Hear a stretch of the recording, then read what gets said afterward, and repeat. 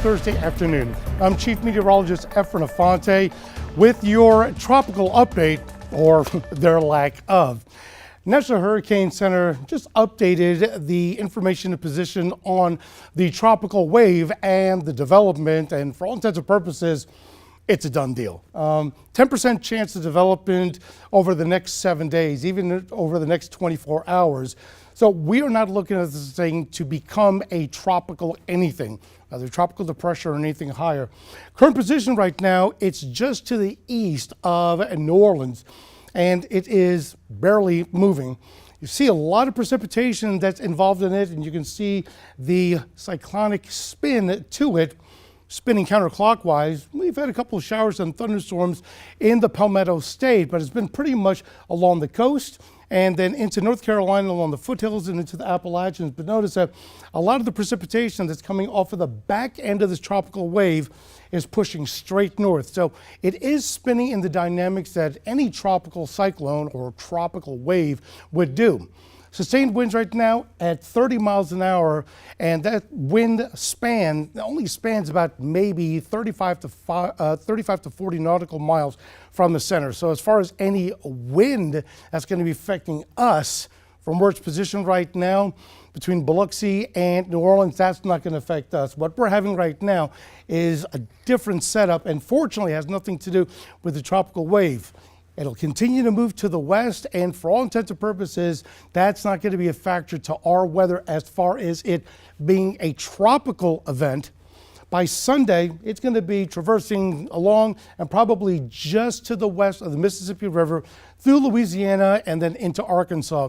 By Sunday afternoon, it's going to be really nothing more than just an area of low pressure, similar to what we deal with when it comes across the country and then moving into the Carolinas. But with its position being well out to our west, that means that in the coming days, all the moisture that's going to be transported on the west side is going to be transported north, and then everything moves generally from west to east. So a lot of that moisture is going to be moving in, but it's going to be a while, and we're looking at more like that'll start affecting us going into Sunday night and then into the start of the week. Here's the culprit. Remember that high pressure that we were talking about yesterday was parked right over South Carolina, practically right on top of the upstate. It has shifted a little bit more to the north.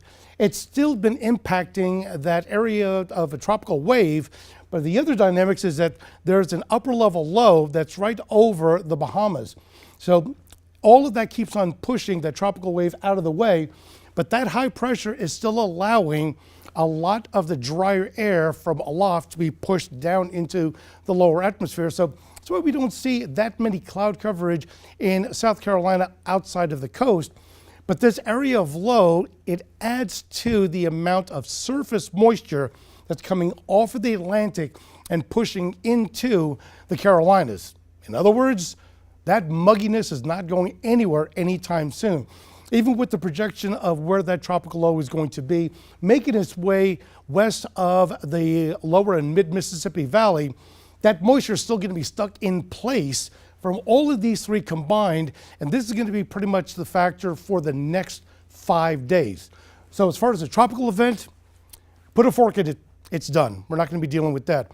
The rainfall, that's going to be the interesting issue, because now they've got a very likelihood of some flooding rainfall in the south central coast of the Louisiana parishes, extending all the way up into just areas around Alexandria, Virginia, and then heading across just south of Jackson, Mississippi, and then all along the coast.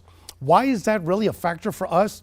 Simply put, there's also a marginal to slight risk well to the north of it. Well, that high pressure is just keeping everything along I-20 all the way into South Carolina dry as far as any chance of real appreciable rainfall. As we get into tomorrow, again, it's going to start moving towards the north. So by Friday night, we're talking about a good chance for marginal to slight risk of heavy rainfall up the Mississippi Valley and then cross Tennessee into North Carolina. By Saturday, it's now the position is very likely going to have all that moisture transport with all the rain occurring up the Mississippi River, way into the Midwest, and then across into areas of the Mid-Atlantic. Now, by Saturday, there is a marginal risk for pretty much the upstate, the PD, and inland Grand Strand right along the North and South Carolina border. Here's where things change. By Sunday, not much of a risk other than the far western portion of the upstate as the moisture keeps on pushing north. But as that moisture pushes north, everything again moves from west to east, so that moisture is going to settle in by Monday, and it's going to be covering not only the tri-state and into a good portion of Florida, it's also going to include all of South Carolina. So there is a marginal risk that we could see some, as we've had before, brief but heavy rainfall as we go into Monday. Well, remember last night, this map didn't want to come up very friendly. Finally, it has come up that the rainfall amount expected over the 7-day span has dramatically dropped for the areas of southern Louisiana. But still, they're targeting anywhere from, on the high end, 4 to 5 inches of rainfall, but it's only a southern portion of Louisiana. Still the potential of 2 to 3 inches of rainfall along I-10 and points into Florida, down I-75.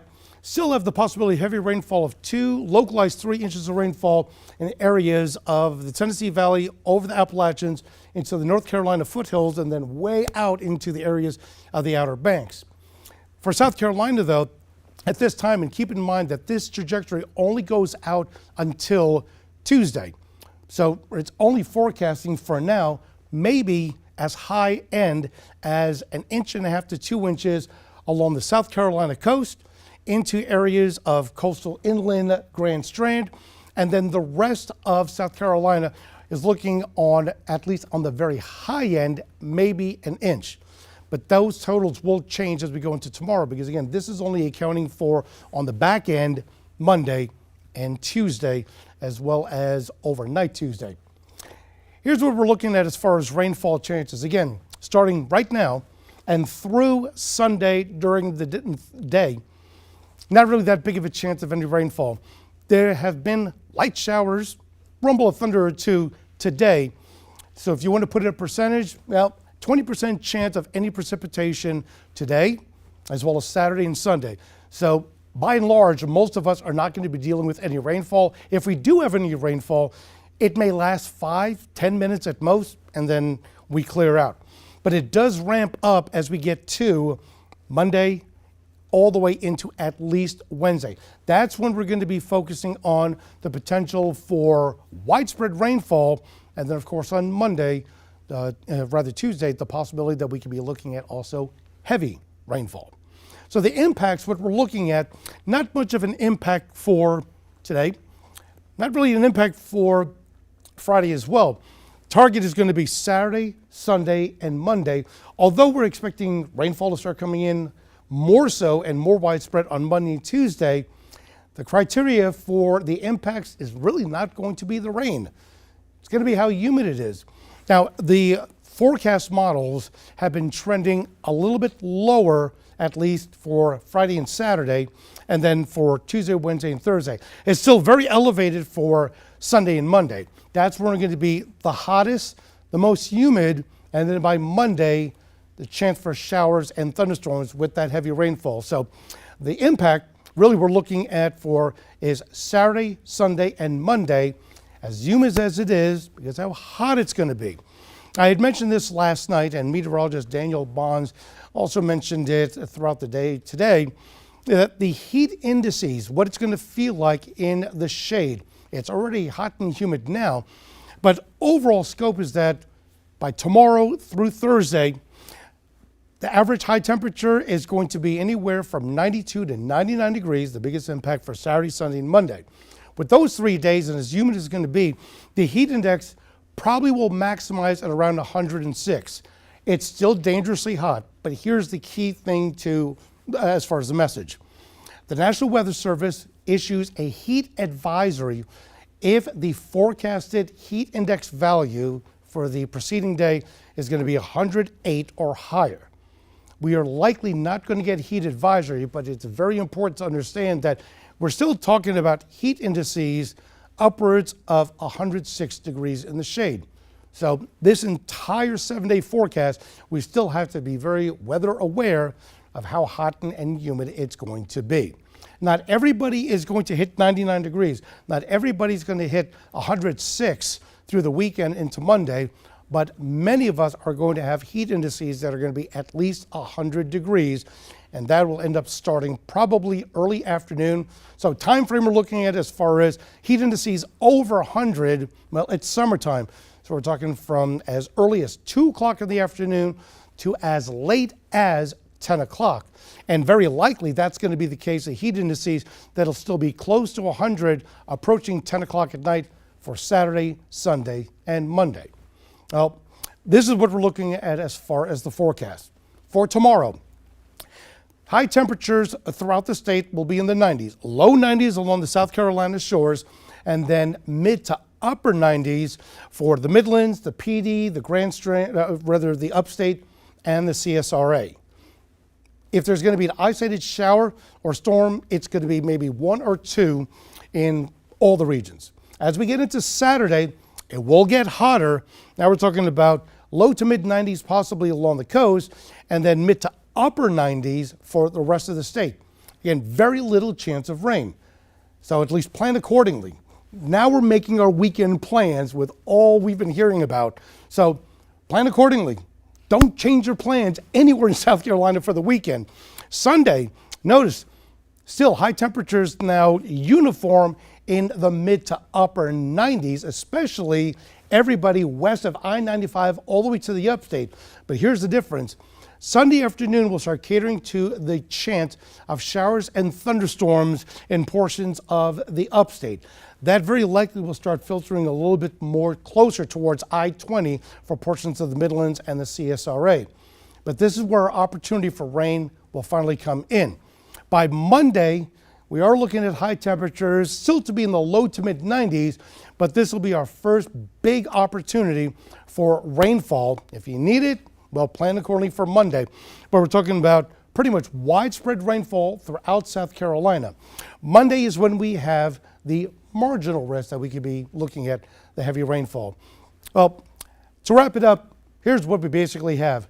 The tropical area of interest, Invest 93L, is for all intents and purposes, stick a fork in it, it's done. This is not going to be an impact anywhere to the southeast or even into the mid-south states. The projection by Sunday, it's going to be making its way already across Louisiana and then making its way very likely along or to the west of the Mississippi River all the way up into Arkansas and bordering right around western Tennessee and Kentucky. The impacts that we're going to be looking at, the focal point will be for Saturday through Monday because of the heat and humidity. Friday, Tuesday, and Wednesday, more so that it may be hot, but Tuesday and Wednesday also is we're going to be looking at the rainfall. But the heat index values, the big ones that we're looking at for the impacts will be Saturday, Sunday, and Monday. Heat indices upwards of about 106, still below a heat advisory criteria. So we'll probably not get a heat advisory from the National Weather Service. And if we don't, just keep in mind that it's still going to be dangerously hot. And then, of course, the rainfall on Monday, the Weather Prediction Center has indicated a marginal, so 1 out of 4 risk for heavy rainfall throughout the state. And very likely the rainfall for Monday will start mostly in the morning, but then continue by midday and all throughout the afternoon and evening. I want to make sure that you're updated with all the information, and most importantly, it may be Thursday, but a lot of you are already planning for Friday night and the whole weekend. We're going to keep you updated with all the weather updates as long as it's going to impact us one way or another. So for now, stay safe, stay cool, and I'm News 19 Chief Meteorologist. We'll keep you advised.